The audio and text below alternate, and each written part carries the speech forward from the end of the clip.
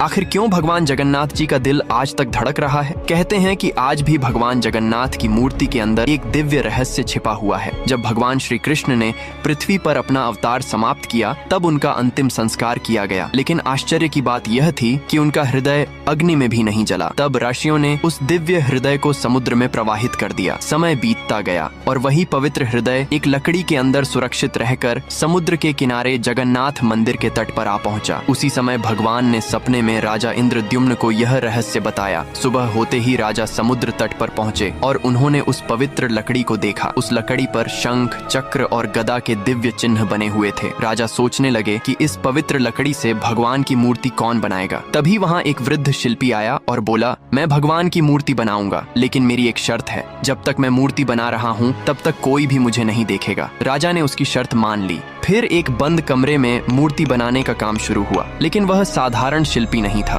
वह स्वयं विश्वकर्मा थे। उन्होंने उस लकड़ी से भगवान जगन्नाथ की मूर्ति बनाई और उस दिव्य हृदय को उसमें स्थापित कर दिया। काफी समय बीत गया, लेकिन कमरे का दरवाजा नहीं खुला। राजा से इंतजार नहीं हुआ और उन्होंने दरवाजा खोल दिया। जैसे ही दरवाजा खुला, विश्वकर्मा तुरंत अदृश्य हो गए और भगवान की मूर्ति अधूरी ही रह गई। इसीलिए आज भी भगवान जगन्नाथ की मूर्ति अधूरी दिखाई देती है। अगर आप भी भगवान में विश्वास रखते हैं तो कमेंट में जय जगन्नाथ जरूर लिखें।